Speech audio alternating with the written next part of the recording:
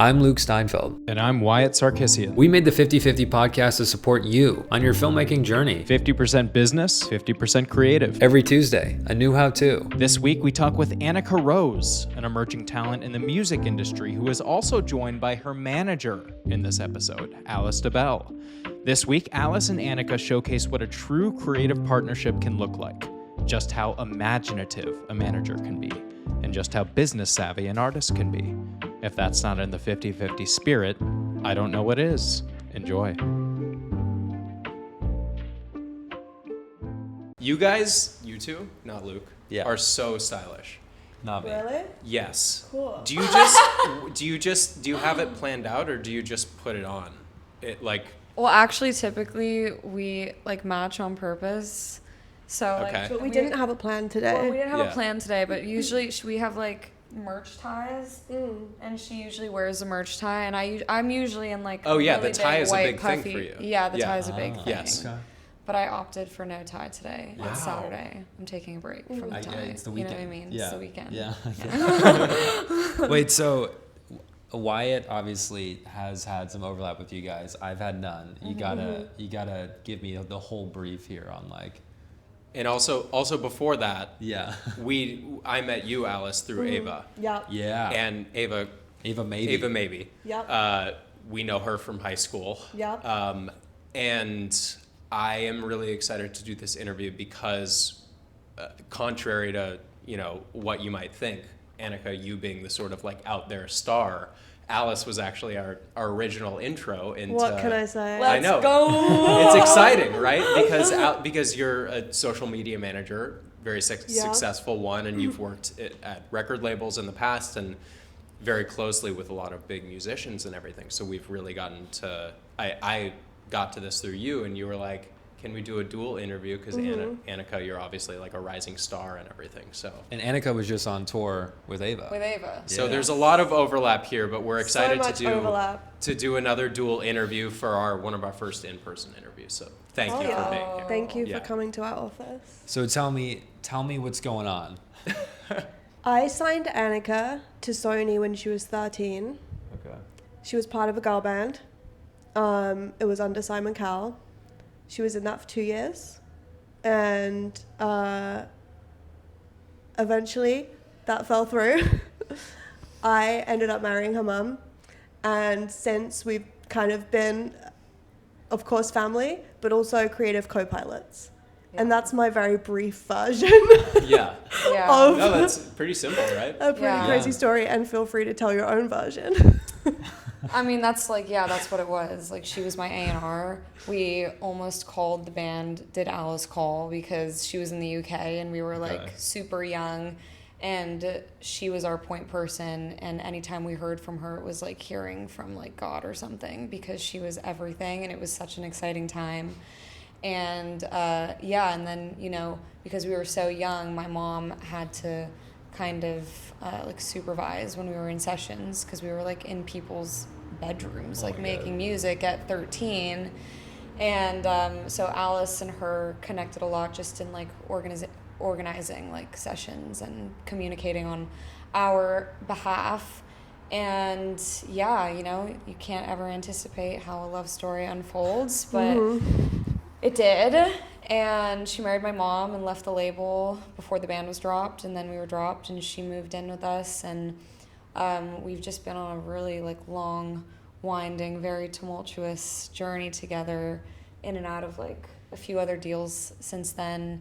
And it's honestly been a saving grace, because one, she's basically blood at this point, so she can't really fuck me over. Yeah. And she has pretty much the most amazing creative brain of any person I've ever met, and so we've sort of just grown up together and know each other enough where if she needed to show up in a room as me, I'd trust that she could do the thing, and kind of vice versa. And so obviously being that connected to someone who specializes in one particular pocket and me doing my thing, it just made sense for us to keep working together all these years. And now we're in our office and we're doing And this shit. is where we try and stay as delusional as possible. Yeah. Yeah.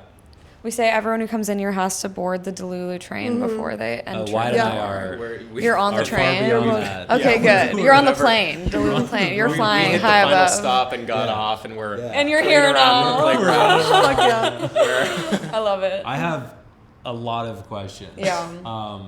Good. But first, I wanna ask, because that's I don't know, I have like it's very interesting to hear about like the kind of the bands, like the girl bands and like these. Yeah.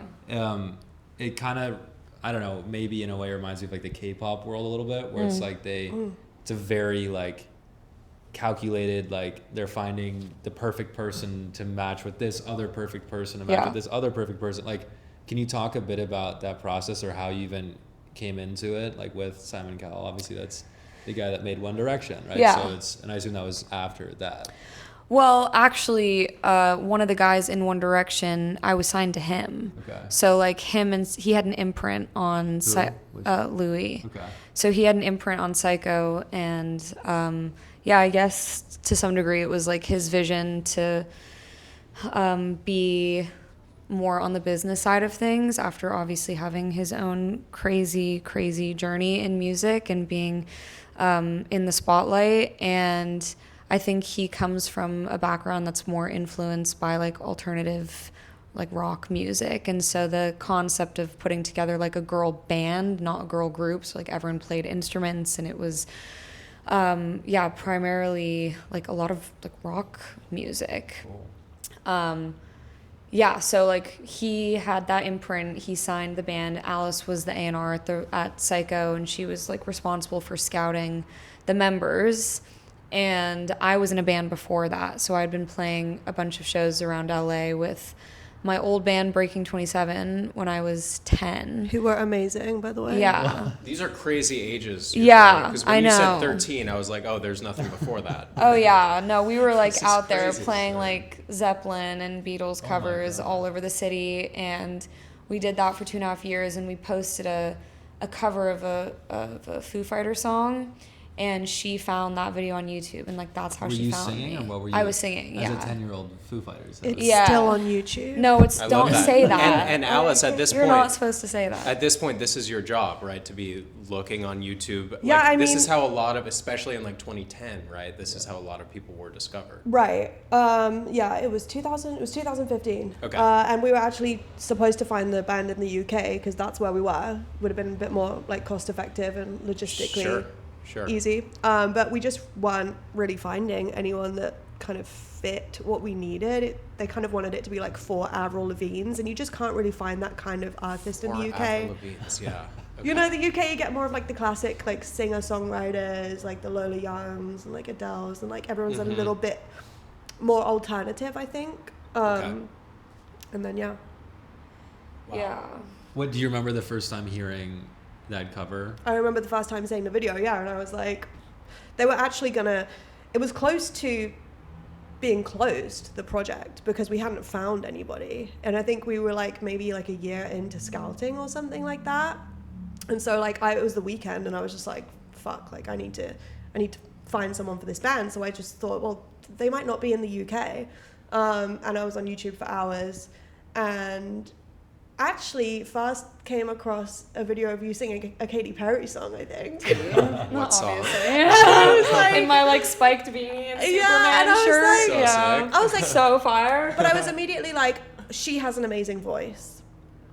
And then I clicked on a few more videos, and I got to the Foo Fighters cover, and it was just like, yes, like that. I was like, that's her, that's the girl. And I just like immediately sent it to my boss, and I was like, I think I found the lead singer for this band, but I'm pretty sure she's in LA, and she looks incredibly young, because we weren't scouting that young, you know. And I sent it to him, and yeah, within 2 weeks we were out here, and they were doing a showcase for us in the band. In the span of 2 weeks.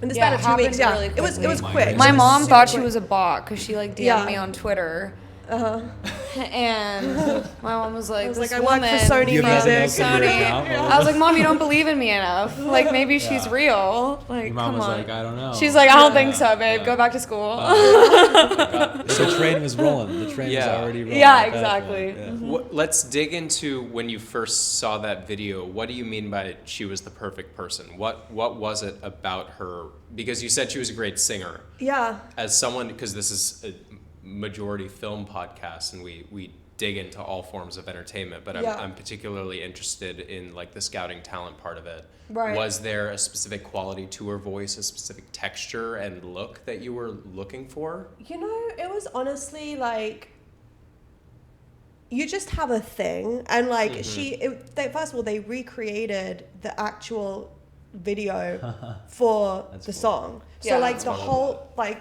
it's obviously so funny because it's like LA, and so like everyone knows someone in entertainment, so the parents are all in entertainment, so they were able to rent a space and find someone to film it, and it looks amazing. Like, it looks like a super expensive music video. I don't know how much they spent. Oh my God, it was hilarious. We did the Pretender. Yeah. And like we Yeah. had like our guitarist parents like dress up in like the big suits, and then The stormtrooper and the costumes. stormtrooper costumes, and then like in Yeah. post they just like they like duplicated Yeah. them, but Yeah, it's yeah, literally yeah. like my guitarist parents were like lawyers, just We like will be in. putting this in the Yeah. It's No, honestly- it's but so- honestly, it's an mortifying. amazing- It's an amazing Yeah. video, and you just owned it. Like, she just has like that star You have quality. to own it. That's another This is what it was. Is like, I believed her, and I always say this about Annika. It's like, when I watch her perform, I believe her. Yeah. Like, there's no part of me that's like, I don't believe you. And I believed her. Like, she fucking sold it, and I was like, Yeah. this is the girl. She makes it look easy. Yeah. Yeah. It was like the whole thing. We should include a small clip. We'll include the whole Then you'll thing. get it. You'll get it when you see the clip. You'll be like, oh yeah, obviously.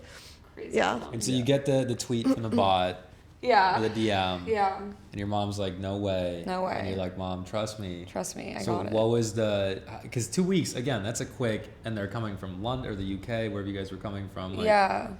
What was that conversation like with your parents? And I assume they were pretty supportive of this if they went out and helped you with this video, or you were in this band at such a young age. You're like- from LA, right? I'm from LA, and my mom moved here when she was 17 from Boston to be a musician, and my dad designed recording studios for a long time back when that was actually like a Cool. business model. Yeah. And so, like, yeah, you know, the most valuable thing I had was support from my parents during like some of the most formative years of my life. When you were 10.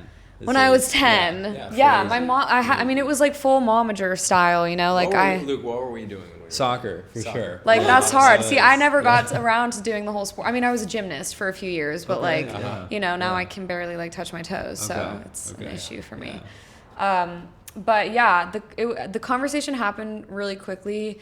It gets a little murky in my memory because it was such a rapid time in my life, and I was also super young. But I remember we did like my original band that I was in.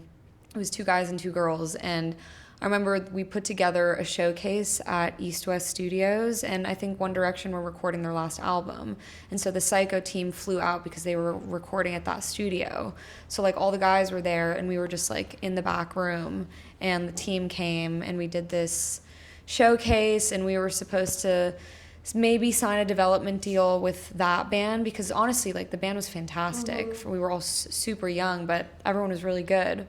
And eventually, I think the team at Psycho found their way back to like the original idea and just wanted the 2 girls to sort of migrate over into like the Sony land, if you will. And then we scouted two other members, and that's like when I started doing sessions and getting on that hamster wheel. Is 4 just a good number for a band? No. I know nothing. No, there's about- no good number for a band, Okay. especially when you're like young, Especially a Frankenstein hormonal, Right. like teenage girls, and also like the thing. This is a dream come true, though, right? Like, I I mean, assume at the time, yeah, at like, the you're time. freaking Yeah. out. Yeah. I mean, Alice used to send like black like Escalades to my freshman year of high school to pick me up. I was like, bye, bitch. you know what you were doing. I was You like- know- you love yeah, that? she You know was what like, you're she was doing. selling it. She was selling the dream. Yeah. That's But yeah, it was a really interesting thing. Like, it extremely exciting, but I think being thrown into the fire and like something retrospectively that I think a lot about now is it sort of like confined me in a way to like what the like pop world is when you're like growing up inside of the like big industry machine, where I think if I didn't have that, I would have maybe had more of like an inward exploration of like who I was and like evolving as a songwriter outside of like a major system, you know? And so growing up in that industry also put a lot of limitations on like what I thought was possible as a songwriter. Totally. And coming out of it and like opening myself up upon my own will to other experiences really made me realize that there's no rule book when it comes to songwriting, and that was a whole like mind fuck in itself, you know? So. And you have to go and have experiences, right? You have to grow up and be a person. Totally. Because how else are you going to relate to people, you know? And you know what? Like her marriage to Alice and the sort of like reconfiguring of my family situation actually became like the impetus to sitting at a piano and like writing, because before you're in sessions and you're with all these older people and they're like, you know, I had dudes. That's another thing, like you're with a bunch of dudes all the time when you're like a young girl and you don't really know how to like position yourself in a room. And you know, I remember a songwriter asking me like, oh, like, have you ever kissed anybody before? And I was like, bro, I'm 13. Like, no, you know anyone? Like, I hang out around a bunch of 35-year-olds. Like, it's not, that's kind of not the vibe. So they were like plastering pictures of like attractive, famous men on the studio booth and being like, emote, like sing. But I had no like firsthand experience. I couldn't connect to it. But I really had this like deep, like guttural desperation to be a songwriter, because I knew I had things to say, but I also didn't have the experiences to like push me to say what those things were. And so when everything shifted with my family, it actually became like a survival mechanism to sit at a piano and write songs. And it took me like years after doing that to go, oh, I can actually bring the ideas that I've written at home into the studio, and it's like my song. I didn't even think that was an option for a long time, because I was like, no, you're a collaborator. You like co-write songs with people. But like obviously the most like resonant music is music that comes from like the deepest pain and like, you know, the peaks of your experiences. So it's toggling that balance, right? Because I feel it reminds me of like child actors, right, who say that their like first kiss is on screen, right? Exactly. which is insane. Not right. Totally. And not right. And Alice, I can see the way you're emoting. Well, she's saying this, which is like, you're like, this is creepy and weird, and like it's, you know, like it's I mean, it's actually it's really interesting. Like we've actually honestly over the last couple weeks kind of like had a lot of like retrospective feelings around that time. And like I was watching the new against my will, no hate, but I was watching the new Simon Cowell show the other day where he's like putting together another band. And I think it's called like Next Big Thing or something. It's on Netflix. He's putting together this boy band, and you know, someone in the house was watching it, and I like peeked my head around the corner, and there was just, you know, some things that are just still so backwards. And you know, he was kind of being a bit more vulnerable on the show and admitting that like he doesn't know as much as what he did, and like social media and this and that. But you know, well, you're still putting together a bunch of 15, 16, 17-year-olds who have no life experience. They don't know how to write songs. They're not artists yet. They don't know themselves.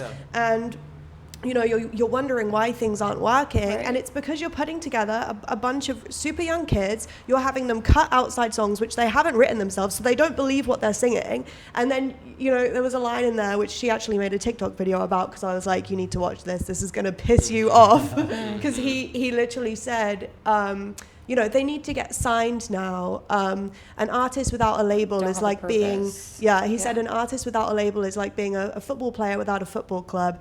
You don't have a purpose. And, you know, we've just come obviously so far from... It's not a great analogy. And you know, there was a time where I thought that was true, and there was probably a time where you also thought that was true. You had a parallel experience where like you were also super young, growing up in the major label system on the other side of the curtain. Right. So like mutually and together as a unit, we had to like unlearn a lot of shit, you know? Yeah. And that was a whole thing, and it's still like in real time happening. And watching that back the other day, you know, you were looking at those boys and you were like, they are so young. Yeah. Yeah, it's And crazy to think. It's just like, no, like you're trying to make something, you're trying to like force an artist to happen. There's so many amazing independent artists out there. Relinquish control and invest in independent artists. Yeah.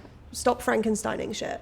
Like, period. So like, that's the problem. It sounds like as a manager, like on, as you said, that side of the curtain, like you're someone that's more interested in like supporting, like the most genuine support in a way of like, what is your dream? Okay, let's just help you get there, rather than like, you're a piece of clay, let's kind of mold you Exactly. here. Yeah, And it's asking the question. Yeah. You know? Yeah, and I Yeah, but think, how do you, because as a manager too, I'm sure you could say, okay, you want this, but like, I know what you really want, because I can see it, maybe you can't yet, but like, I can see it, and so this is what you should be doing, and like, just trust me. So how do you toe that line of like, trust me versus like, wait, no, I'm going to trust you? Right. Well, first of all, Annika is actually the only person that I manage in quotation marks. And I say manage in quotation marks because I feel like we both do everything. I feel like we're both the label. We're, you know, obviously Annika does all the music, but we both do all the marketing. And it's incredibly collaborative between the two of us.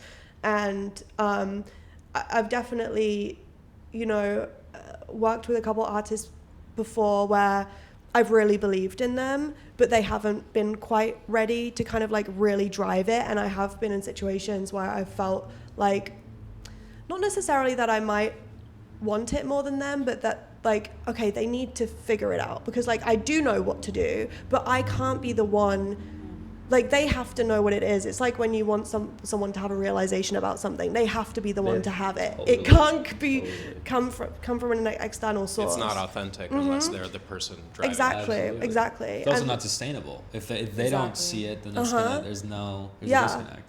And when it comes to artists that I want to work with, especially right now, you know, it's like I want to be the one come to you and be like, I want to work with you because I'm like so inspired by what you're doing. I can see that you know what you're doing. And like, I have an idea of how I could like just help you expand that and give you some pointers into how we could grow it. But like, that's the best. You know what you're doing. And Yes. that's so inspiring to me. You know? And you are providing what? You're providing the relationships, the access to the Kind of. and, I mean, and just like the ability to do you know, be on the ground for them, and also like from what I'm gathering with your guys' story, you're a protector in a lot of ways, right, especially with, you know, your parallel paths and everything, and you and her going through so much, and thinking at the beginning that she should be just a thing of clay that people mold in a way, and you slowly and she slowly became like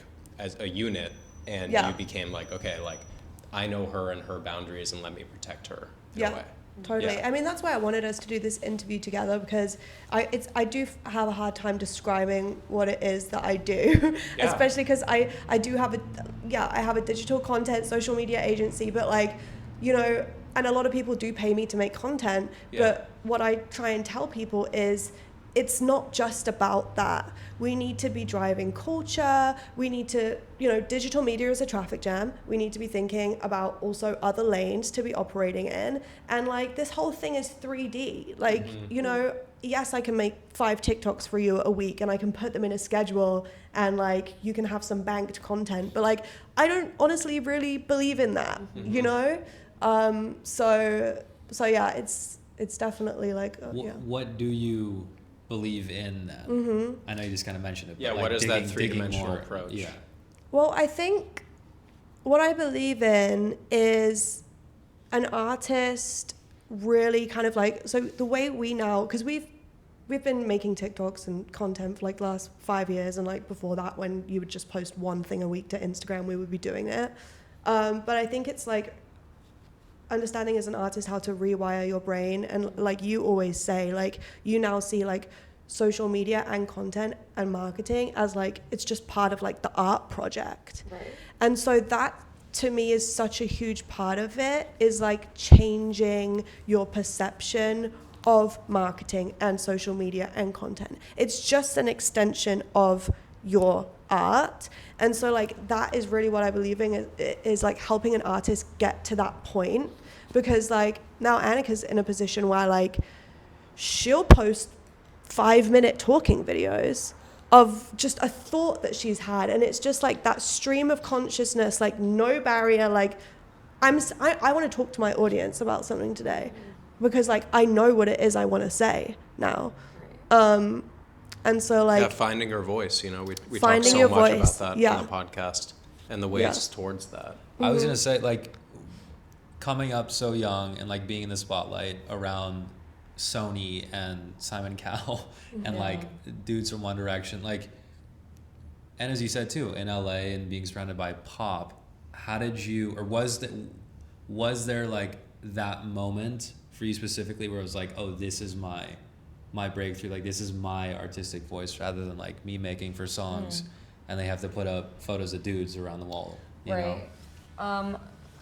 I think honestly, like everything was a stepping stone, and I don't feel like that journey ever comes to a completion. I feel like this is the first year where I really feel in charge of my vision, and like the clarity of that has like just completely crystallized. Like it's not, I'm not asking myself a million questions around like, how should I dress? What should I sound like when I speak? Like, and I think that's the value in going through so many tumultuous experiences, because for like every hardship, like on the other side of that, you're just collecting information about yourself, and like, oh, okay, I'm not going to do that thing again. Or, oh, this kind of person, like, oh, they exhibit these qualities. Maybe I should be a little bit more discerning next time I'm dealing with someone who like shows some sort of pattern recognition with that. And so it's just like a lot of noticing, and I feel really like receptive to like the energy around me. And I also am at the point now where like I can trust myself, and Alice and I talk about this all the time, where like the thing you're not taught, and like the thing you can't sell in a package, which people always try to do when it's like, I'm gonna teach you how to be an artist, I'm gonna teach you. It's like, you have to cultivate self-trust. It's the only sustainable way to do fucking anything. Can you dig into that? Yeah, I mean, one, I'm 23 and I was signed for the first time 10 years ago, and I was like pulled out of anyone who had any sort of like who I could relate to in any capacity. You know, I was like pulled away from people my age, pulled away from school. My family was like dissolving and shifting in front of me, and there were so many things ruminating, and I didn't know which voice I could trust.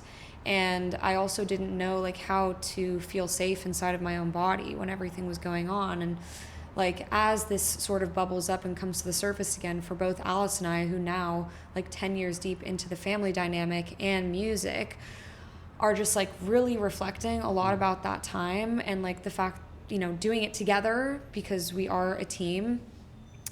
It's so wild like how many things outside of the work have to feel secure in order for you to go into your work with clarity, or a comfortability with not having clarity, and a trust that like if you do the work you will find what that is. And that can't be taught, you know, like it just can't be. And so I think, you know, I've made it a point in my life to spend a lot of time asking questions, and a lot of time with like spending it with myself, because if I'm like constantly reaching for some sort of external comfort, then I can never like close the door and feel okay on my own. And that also means like running into a lot of walls, you know. But I feel like now I'm at the point where I'm like, okay, I can like bang my head and go, shit, there's a wall there. Okay. There's a door all over there in that corner. Like, you just have to figure out how to get there.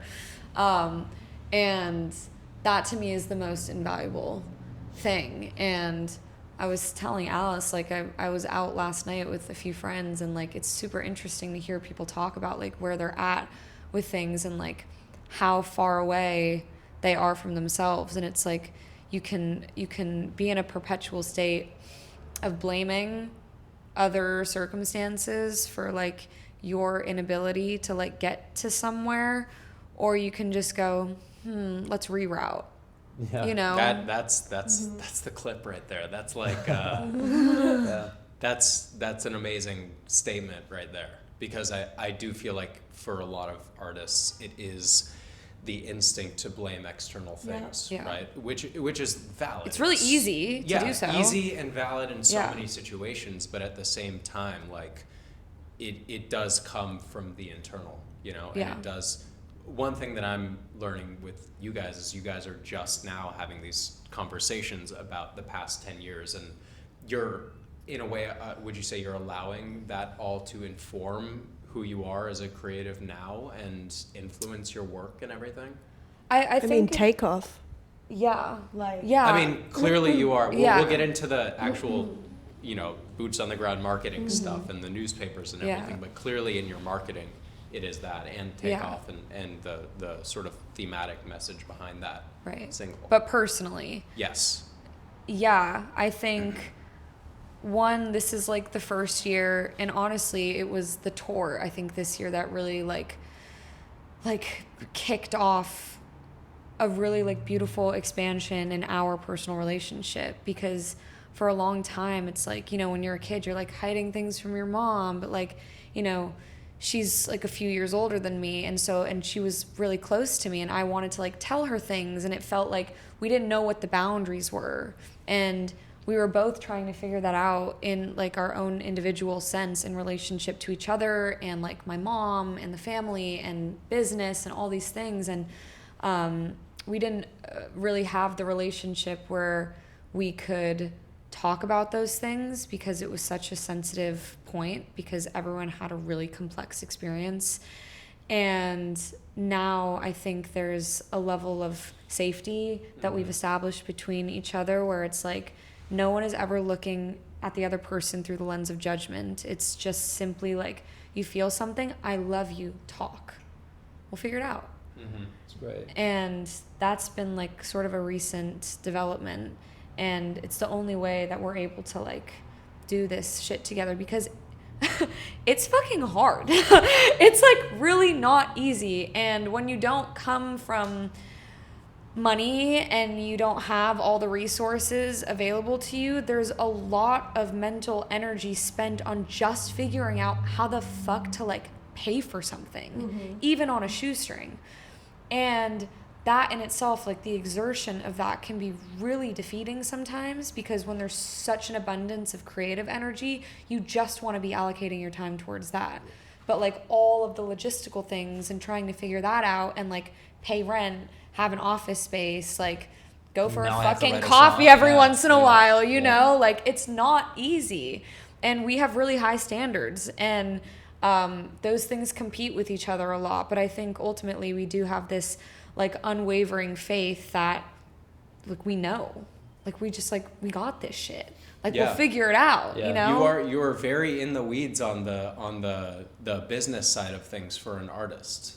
Yeah, but that's also recent, you know, because I found myself with like dealing with so many fuckheads for my whole life that at a certain point you go like, well, no one cares enough about this. No one actually has my best interest at heart. Totally. I have shit to say. I'm the artist. Like, get out of my way. Literally get out of my way. And now I don't have any issue telling someone to get the fuck out of my way. And like that, and not in a disrespectful way. Like I handle everything with the utmost respect, but at the same time, it's like people come into things with too much confidence that they know what the right thing for you is. And like everyone is pretending. And like, I'm never of the mindset that like you have to be the loudest person in the room to be heard. If anything, like I think you learn the most from like shutting the fuck up and just sitting there and, or asking a lot of questions. And that also like took a long time for me to realize, because when you're like a young woman, especially growing up in the entertainment industry, you're sort of like taught to like tilt your head up and look with wide eyes at all the people in the fucking suit telling you that this is the right thing because they've done it before.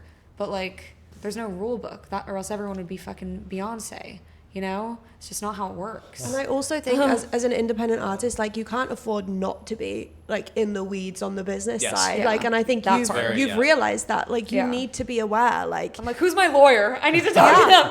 Exactly. So, you know, Yeah. that's a great thing. Have time, like even from when you were at Sony or like more like on that like label side of things, how has the industry changed in the past few years? Well, first of all, my entire career changed because of the pandemic. Yes. Because I was in A&R, and then when I moved to LA, I went into publishing because that was kind of the easiest transition, and I was able to find a job, and it was amazing. I worked for 10 Music Group, who were a Swedish company. They had an office here, and we also had a little US roster. So I was still doing, you know, A&R, but publishing A&R. And when COVID hit and there were no sessions, Zoom sessions only, no one wanted to do them. Nobody was really even taking outside songs for a second, you know, because I'd be pitching songs all the time, because everyone thought the releases were going to get pushed back a few weeks. And so I was kind of useless. I was like, oh my God, like first of all, I'm probably going to get fired. All the Swedes are going home. So I just started making videos. You're like, I'm in the office by myself. Yeah, I was like, geez, I was like, where is everybody? I was like, who am I? What am I doing? My job is like basically dead. So I just started making videos like for the publishing roster and helping them start a TikTok, because that was, you know, literally as COVID was happening, TikTok was just like, that. You know. Yeah. So that I was just like, oh, I need to do that. That's working. I need to do that. I managed to like start a lot of the kind of writers on the roster. I managed to start their artist projects kind of from that point, and a lot of them now have, you know, quite successful artist projects because of that time. So that's how the industry changed from my perspective, and now it's changing again because, you know, we're 5 years on from that point, and everyone knows how to make a TikTok. You know, there was a time it's trafficy. There's a lot of it's a traffic jam. Yeah. It's literally a traffic jam, and there was a time where it was kind of like an open freeway, and only a few people knew how to drive, and like I figured it out really easy. I was like, oh, cool, hook on screen, lyrics, ring light, boom, 1 million views. Like it really was like we were doing that, and you know, during COVID, and literally she hated it. She hated it because it wasn't, you know, heartfelt and because it was me saying, we need to make a TikTok, let's go. And, you know, we hadn't got to the point of like, oh, this is an art project. It was more like, you know, this is working, let's do it. And I knew how to do it. And, you know, we did get some great independent records out, and they are still our biggest streamers ever. But it's changing again because everybody figured out how to do it. And at the end of the day, the cream always rises and artists always win. And the best creativity will always win. And so, you know, it was no longer just like, okay, iPhone video with text on screen and like a soulless lip sync. It's like, oh no, we need to make art, and we also need to be making it outside of TikTok. How do you remain ahead of the curve in terms of being in touch with the culture and realizing, okay, this is getting a little bit congested? How do we pivot and look at things in more of like a 360-degree angle, or where is your mind at in terms of like being ahead of the curve? For me, it's always like similarly to when I realized I was useless in publishing. I literally over the last couple years kind of started to feel useless also as a content creator for artists. I started to feel like it wasn't sustainable. First of all, it's expensive. Second of all, if the artist isn't the one in it and doing it, it's not sustainable, because as soon as you can no longer afford to pay me because your budget ran out or the label is moving on to something else, it stops for you because you weren't able to figure it out. And I was always, you know, I always tried my best, and still do try my best to like really help artists understand how best to create content for themselves. But, you know, I think as someone who creates content, you end up being hired by teams and labels and artists who really don't necessarily want to do it. And so, you know, a lot of people, you know, they just want to pay for the service and they want it done. And I also had to be honest with myself about my role in that. And like at the end of the day, yes, I need to pay my rent, but I also don't want to contribute to someone not being able to figure it out themselves. And there are several times where I've said to someone, I'm really sorry, but like I actually don't think you should be paying me right now, because I actually think I'm getting in the way of you figuring this out yourself. You know? Can you talk about, I guess not that first version of TikTok post for you when it was like, oh my God, I hate this, but like when it kind of was like more of that extension of your artistic identity or just you as a person, and like what that conversation looked like between you two? Or if it was just like you woke up one day and you're like, I got it. Like that definitely wasn't the case. No, she was really urging me for a long time because I think like when COVID hit, and it's the same story for so many people, there were like so many exciting things on the horizon. And I didn't think that I was even going to have to participate in that. And also TikTok was really limited at that time, where it was like the Charli D'Amelios of the world just like dancing, and I was that like, was awesome. That was a great era. It honestly was like such like good that. brain rot, during you know? COVID, Wyatt was doing all the Charli D'Amelio dances. That's fire. Can you like whip one out really quick? Yeah. Later? After Off camera? Okay. It's so easy though. It's just like yeah, so easy. There we go. no shade, because like obviously talent, but still. I didn't like it for a really long time, and I think it's because like my influences growing up, obviously it's a different time. There was something that like everyone had a qualm with at whatever time they were like in entertainment. But I think like I'm somebody who never wants to like just like follow the leader. You know, like I want to lead, and I didn't really feel like my participation in that like amplified anything of substance. And I think because our attention spans are shrinking, it felt like you had to capture somebody's attention in like 0.2 seconds or your relevance was just completely non-existent. And I'm a songwriter and like I feel a lot of things like really, really intensely, and I didn't want what I was portraying to be soulless. And obviously now that's like why we do all of this like sort of like cinematic world building, because that's never like gotten away from me or been like my North Star. So it just felt really heartless, and I didn't know what I had to give. And it was kind of a slow burn. Like I had a bunch of demos just sitting in my notes app, and it was really simple, our format in the beginning. It was like, okay, well, if you don't want this to be centered around anything except for like your writing, then just leak a bunch of your demos on TikTok. And that was kind of like the first time when I was independent for the first time, where we kind of had some semblance of understanding around branding. Like I had a different hair color in every video, and like that was kind of how people recognized me. And it wasn't anything interesting. It was just like a thing. But like she was saying, TikTok was really simple at that time, and it wasn't super oversaturated in the way it is now. So it wasn't really hard to cut through the noise. But from that, I ended up signing a couple other deals. One in particular that like really fucked up a lot of things in my life, and took me very, very, very far away from anything that was important to me. And the people there were really not just really bad, toxic people, and were very misleading. And their whole ethos was something that resonated really strongly with me in the beginning, and that's sort of why I was even open to signing another deal, because I wanted to attach myself to people who were also trying to sort of like reframe what it meant to be in the music industry on the business side, actually like being in service of artists and taking care of them.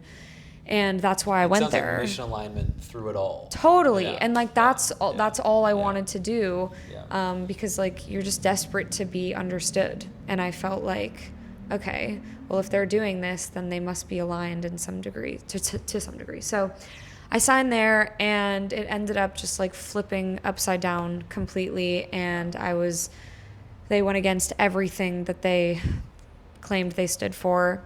And it just took me really far away from myself. And I got like really deep into a lot of like health issues for a long time because my mental health was suffering so tremendously.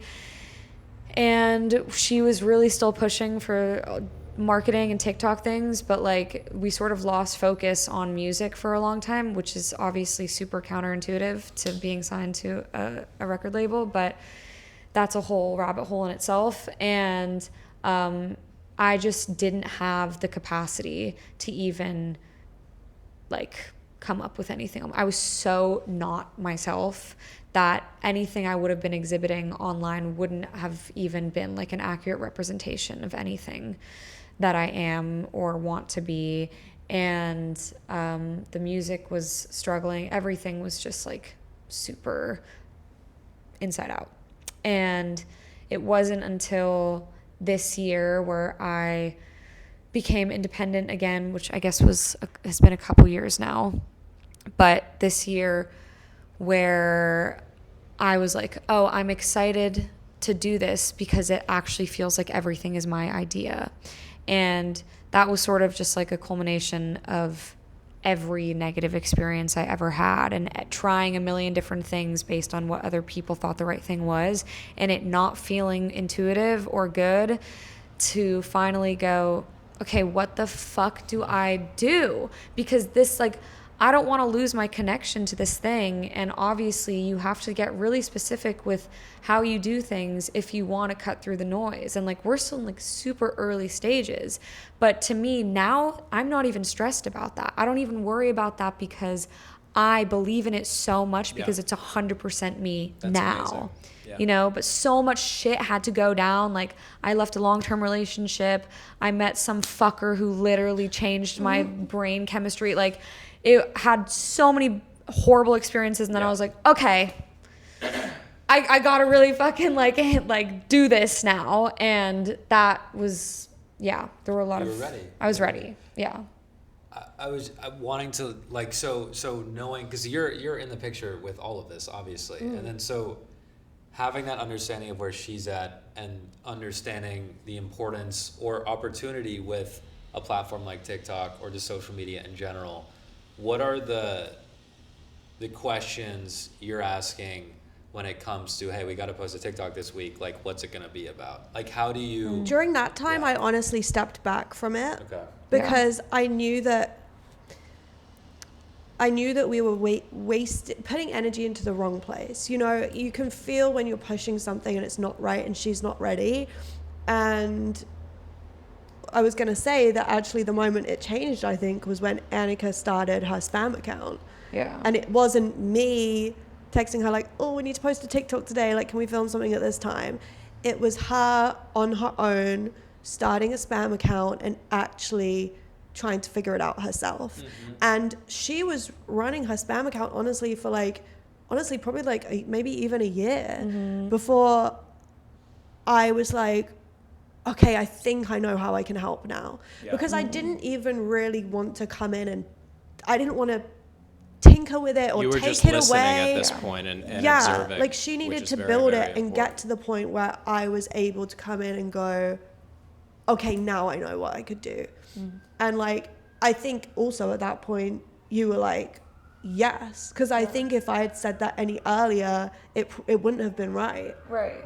You Like, just find your voice. Yeah. You know? And also, like, when you grow up with everyone telling you what to do and who to be all the time, you have to, like, actually summon the courage to, like, believe that what you have to say without the influence of anyone else is worth saying.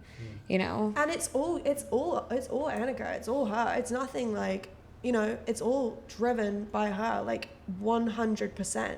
It's like if I have an idea or whatever, like I'll pitch it to her, but like this is literally her thing in a way that like you've like this is the first time that you've really had no one like in your ear or like no one telling you what to do. If you don't do this, we're not going to do that. The release is getting pushed back if you don't do this, you know. It's like none of that. It's like all you. Yeah. Did anybody tell you that like you're 23 and you don't have it figured out? Like, it's so just objectively such a crazy situation. Like, we've gone through so much in this interview and 10 years in this interview or 13 years we've talked about. Yeah. And you're younger than Luke and I, and you're younger than Alice, and you're just like you know, you're still figuring it out probably. Oh, big and time. And none of us have to have it figured out, but it's like it's the balancing of that external pressure and what's going on inside. I would love to get into what you guys are doing now and just frame it as, so when did you start your spam account? When was that? Probably a couple years ago now, Okay. like right when I became independent, because I was like, damn, I got shit to say.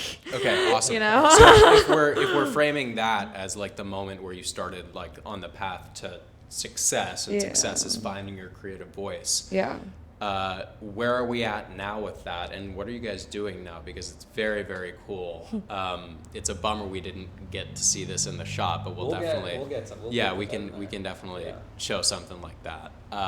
But we're staring at a crazy like The inside of our brains. it's to-do lists. basically. It's a whiteboard with crazy shapes on it, and it's also a bunch of newspapers posted up on the wall.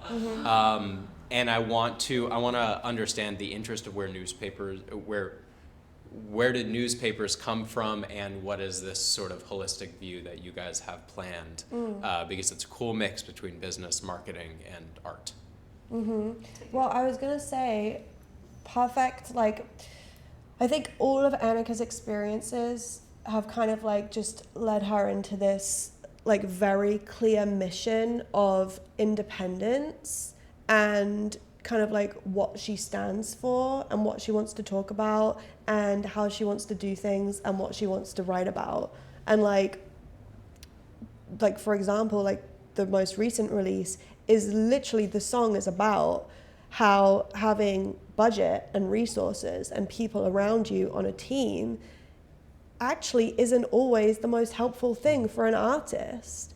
And so like this entire decade has kind of led her to this point of like, like I said, knowing what she wants to say, knowing what she wants to stand for, and also just like talking to other artists about like, you know, bet on yourself. Right. Like, you're the only person that's going to do this. No one else is going to do it for you. You can end up in some bad situations also. And yeah, so like, I think like just getting to that mission, was like a huge thing. And like that informs a lot of what we're doing now, is just like wanting to go against the grain, I guess. Yeah. I feel this like strange obligation to do things as differently as I can now, just as like proof that you can, because I ache for myself in a lot of ways when I think about the version of me 10 years ago who was just like I said, just trying so hard to be understood and like given the space to like understand myself. And I feel this like personal responsibility to prove that you can do things differently. And if there's like a 15-year-old who sees that, that's like a source of inspiration and just like evidence, you know, that you're capable. And there is no guideline, there's no rule book, and like the only thing you have is yourself. And of course, like you build your army off of that, but that's because you show up in the room as you 100%. So when you attract those people, you're like front loading everything and they know what they're getting into.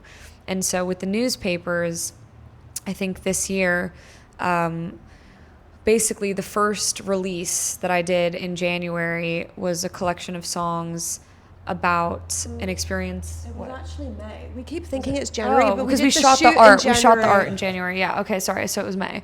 Thank you. Doesn't really the swatch is here. She's got the calendar pulled up. 4 years ago. She knows what's going on. Yeah. This is 2025. This is 2025. Okay. But like, so in 2024, a lot of shit went down. Like, left a long-term relationship.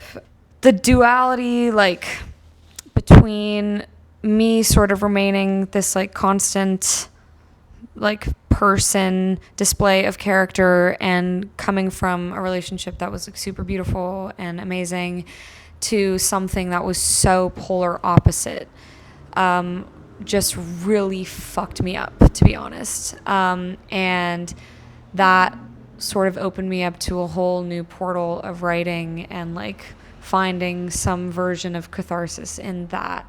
And And so I was writing all these songs, and I had this weird vision one night where I was like, I don't know why, but I feel like we have to do a shoot in New York, in the area where like some of these experiences went down. And for some reason, I have a feeling that styling is going to be super important in this. And like, I've never been like styled before. I mean, maybe with like old record labels, like whatever, but we were doing everything ourselves. And I was like, I want to find someone to like work with me on styling, because a huge thing for me is also like not conforming to like the over sexualization of women in music and entertainment in general. Like, you don't need to show skin to be seen. And I was like, I want to work with someone who can help me figure out how to communicate that message through fashion. And that was sort of the origin of like the suit and tie, but not just like a standard suit and tie. Like, it was this like very big, like performative kind of shirt. And shout out Ken Law, by the way. Shout out Ken Law, best stylist in the King, world. we love you. That's so cool. Yeah. And so it's really it's creating like because now this is like, it's like your uniform almost. it is my uniform. It's literally my suit of armor. Like, that's what I. And then it just like became a thing. It became a character. It became a character, and then that immediately after we did that shoot, I was like, oh man. I was like, now I know exactly what my hair needs to look like. I know exactly what my makeup to. I know exactly how I move, how I talk, and that character was sort of a representation of like coming into power again in some way. Yeah. And so that sort of like spawned the newspaper idea, because that story had so much nuance and there was so much in there. And I was like, fuck, like 3 minutes can only say so much.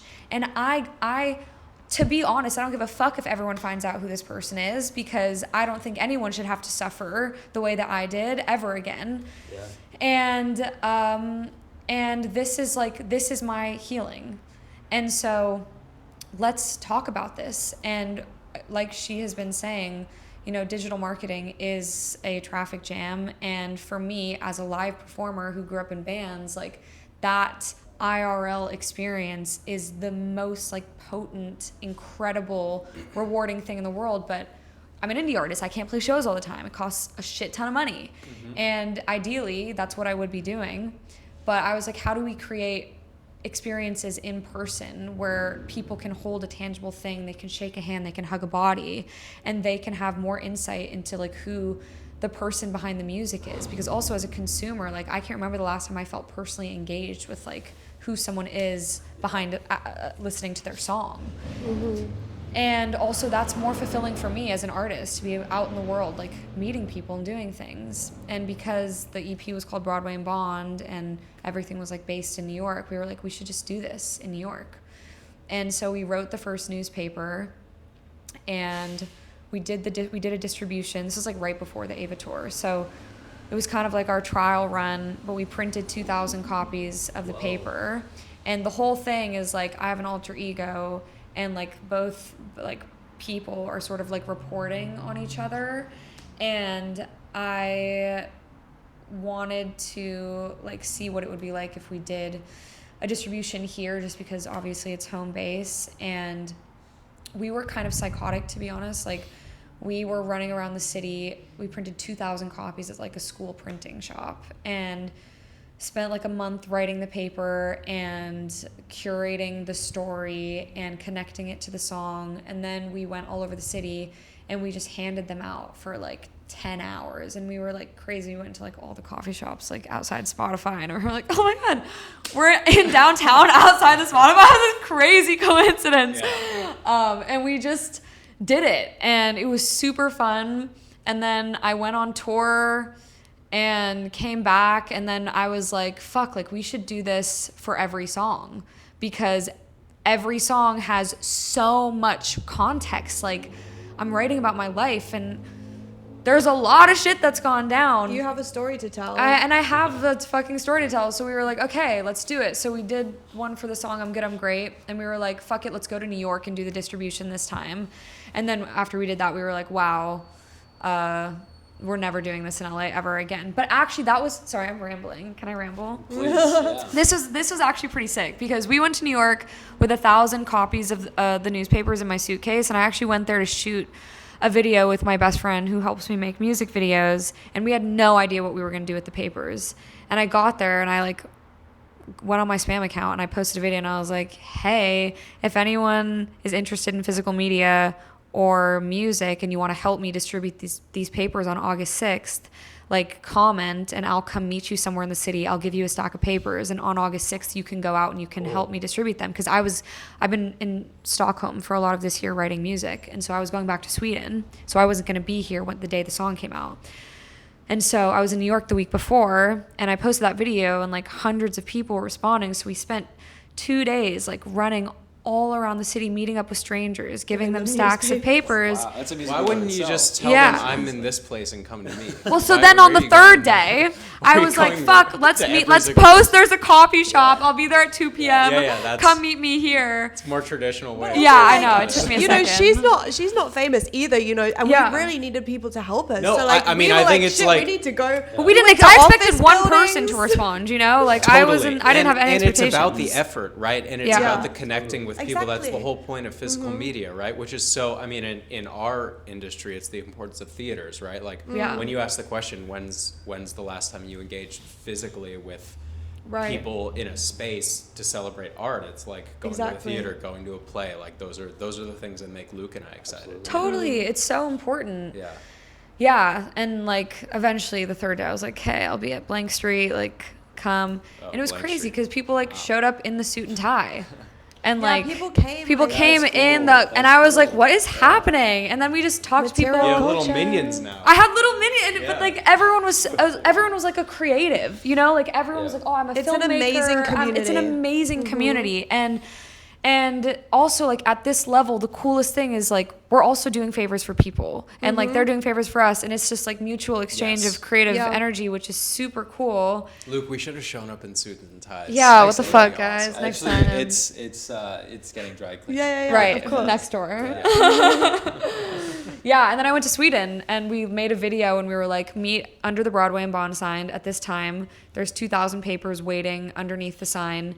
Go there and just film the whole thing. So I went to bed. I'm 9 hours ahead in Europe, and I go to sleep and I wake up, and not only did we get like amazing like DSP support for the first time, but I woke up to like all of this video content of like 20 people in a suit and tie running around New York with thousands of my papers, just putting them everywhere. Washington Square Park, they're here, they're there. There's no better place to do it too. It's Hey, there's no you can better run place to into do it 2,000 people in New York in like an hour, you know? Yeah, it's crazy. And I was like, what the fuck is happening? And it's evolved since then. Like we're really building a rabbit hole. And I think it's Yeah. also just a great example. Like, this might be a bit of an intense thing to say, but like, I feel like you really paint like with the blood of a wound. Like something very traumatic happened to you, and you just dove into that experience and figured out how to turn it into art. And like everything from the fact that like, first of all, Annika's prior EPs are also named after, so all of her EPs are named after streets on which she lived when these experiences happened to her. So the first EP is called Ventura Boulevard, second EP is called Riverside Drive, third is called Broadway and Bond. So like really trying to tell people what happened, where it happened, who might have hurt her, and like everything from the fact that like the song is called Freak, or the first one, and in the first newspaper, we're constantly referring to this freak, you know, and there's I want to read all of these. I've only. the clues are there. If you, like, I love newspapers. I know they're such You like know? a nostalgic thing. it is such a nostalgic Yeah. thing. They're Like so great. Yeah. and Yeah. you just really turned it into this, like you said, like a rabbit hole. You know, you want to make people aware, but you want to make people aware in an artistic way. Well, also I'm having the time of my fucking life. Yeah. Like it's also so fun because it is a big It's art you, project, yeah, you know? yeah. And like in the last release, like for Takeoff, I was like, okay, we literally directed the music video with Jonah, who's one of my best friends, and it was the first time where I was like, this is so clear to me. I know what to do. Like, you have to let me be in charge. And I was like, okay, if the characters inside the music video, like if I'm playing different roles, like in one of the roles, I'm a reporter going to report on the events that took place in the like I'm a reporter going to the show in the music video, and there's some crazy shit that goes down at the show, and in the actual tangible physical newspaper, the reporter who walks into the theater in the music video is reporting on the events that took place at the show. We have a triangle on the wall there that says like song, everything, paper, show, video. So like then you read the newspaper and it's like, oh my god, like crazy like outburst at the Annika Rose show, whatever, and it's like every like visual portrayal in the music video. So you're in a lot of these videos, you're playing multiple people, right? Or this is a new development, so that was the first time. Okay.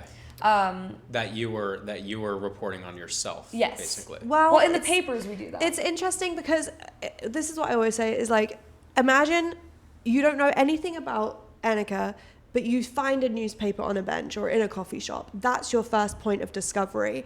And the way we want people to read it is as if it is real, as if someone is reporting on this singer, Annika Rose, and she's always up to something in the newspapers. She's always on the run, or like there's a disturbance, and like obviously the latest one was like this meltdown at the Annika Rose show. There was like, you know, executives were kind of horrified by what happened because what she did was perform back to them a reflection of themselves and how they do business, essentially. And so like for someone who's just discovering the paper in the world, that's their first awareness of Annika Rose. We really want it to seem real, and we want it to seem like it's almost like a conservative reporter reporting on this singer. Oh, she's up to no good, you know, like almost like back in the like 90s when you'd see like a paper reporting on like a Sex Pistols show, and it would be like shut down, like you know, I mean, like you said it perfectly. Of like you guys are building this rabbit hole, Mm-hmm. you know. Yeah. And people can go into it however far they want. Exactly. Right, and there's like real life characters in there. Like, like a lot of the people that I've been associated with are forward facing people. And I have no fucking issue talking about the villains here. Because again, like protect yourself and protect other people from like possibly having their own situation with some of the bad people out there. And it's never like a huge fuck you. It's more just like, I'd be doing a disservice as someone who is forward facing to not, you know, it comes from a good place. Even at like the level I'm at now, it's like, it doesn't matter. Like, even if you're reaching a couple hundred people, like that's a couple hundred people, you know, and it's not a small, it's not a big industry. Like it seems like it's a big industry, but that shit is tight knit. It always has more of an impact than you think it does. Yeah. You know, the numbers, whatever. Like it's if your heart is in it, if your heart is in the right place, it's impactful. 100%.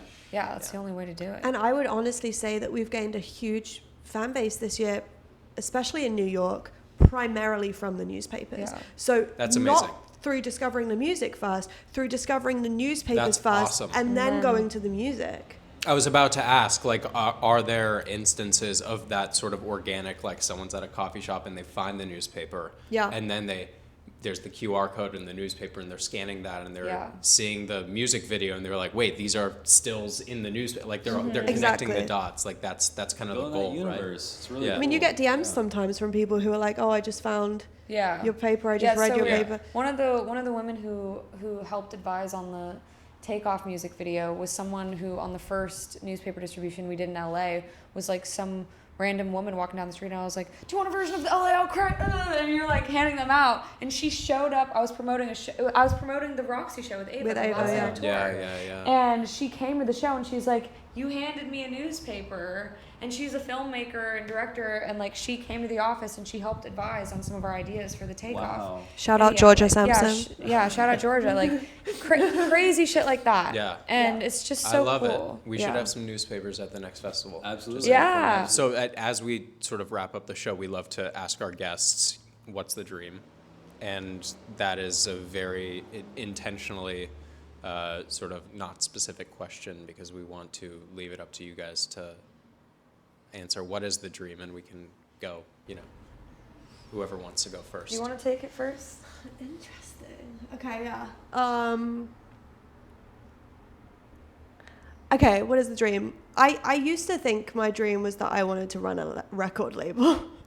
Like when I was super young. Like when I first started, I was like, I'm going to run this place and I'm going to be an exec. And like, I just, as we've been talking about everything, you know, I've completely rewired my perspective on that. And I think that like, I just really want to be as creative as possible and be able to make a living from doing it. Yeah. And that's that's very general. It's very non-specific, but that's really what I want to do, and I really want to work with artists. But a very specific dream of mine is that Annika is successful in music, and that doesn't necessarily mean that she needs to be on a world tour. But again, I really would love her to get to the place where she kind of breaks through the small ceiling that we're just below right now, and that she's able to play and tour and make money, and that we're able to do that as long as possible. That's honestly my dream. It's right. Yeah. Well said as a manager, your dream and also your client's dream. I honestly, it's like really shared. It really is a shared, like, you know, we always talk about this, like, it's us, because we really do both believe in it to like such a huge extent. And like, you know, I believe in her as much as the first day that I saw that video that I found. Yeah. Like, you know, none of this is a mistake, and there's a reason why we're still doing it. There's a reason why we're sat in this room, and, you know, even after you guys leave today, it's December 20th, and we're trying to figure out how we're gonna start next year. With, like, you know, not the most money. Like, how are we getting funding? How are we gonna continue to rip up the rule book? Like, and Annika always says, like, we're on a marathon, and like I think that's also a great reminder too, is that like, you know, we're on it, and we're just going to keep running, and we're absolutely running it together. So like, genuinely, that is my dream. I love it. It is, yeah. That's amazing. Yeah. Oh. I think this might be like super ambiguous, but I really want like sustainable excitement and curiosity. Like, I think the moment I stop being excited and curious, like my life is over. So my dream is to like stay excited, and that obviously branches out into so many different, more nuanced things. But like, this is my passion, and for so many reasons. And I don't know, it's like some sort of like healing for me and healing for other people. And I'm really excited right now. And like, if I can sustain that feeling and have it spawn into wherever it does, then that's really a successful life to me. So there we go. Beautiful. There we go. Beautiful. Wait. We did it. Well, thank you guys. No. What's your dream? Oh my God. Give it to me. What's ours? Yeah. We can keep it short because we've Sorry. I'll go first this time. Yeah. I'll go first. Great. We should change it every time. Okay. You should. Today, you what's have your multiple dream? dreams, by the way. No, but I actually got asked a question similar to this last night, where it's super interesting dude. He's an artist as well, and he was like, if I could snap my fingers right now, where are you in 5 years? Like the perfect situation. And my response wasn't too specific, but maybe specific in a different way, kind of similar to yours, of I want to be in a place where I can create what I want when I want with who I want to create with. Yeah. You know? Love that. Beautiful. That's great. That's amazing. Last time I sort of I framed it in terms of I'm getting to work on a lot of huge projects in a very small role right now, and a lot of small projects in a big role, if that makes sense. Yeah. And I want to bridge the gap between those two and be somewhere in the middle someday. That's great. I think I want to steal from yours, Alice, in this rendition of my dream, which is that I would love to, let's say in 5 years, be able to be a lot more creative day to day, and be able to not only assist in other people's creative ideas as a producer, but also be generating my own ideas and be able to put those out into the world and I don't know, generate some sort of cultural feeling. Is the way I would describe it. Go team, go! Yeah, there we go. got this. We're on the train together. We're on the train. I love that. I was like, he saw the look in my eyes, and he goes, "No." Well, thank you guys so much. This was awesome. Thank you for having us in your space. We'll get some shots of everything so the folks back home can see what's going on in here. Yeah. But thank you so much for being. Why do I feel like I want to do a cheers with our mic? We should. I feel like No, it's yeah, all wait, that's fun. Yeah. Cheers. to dreams. To dreams. There we go. I love it. Well, thank you. Thank you guys so much. Appreciate it. Awesome.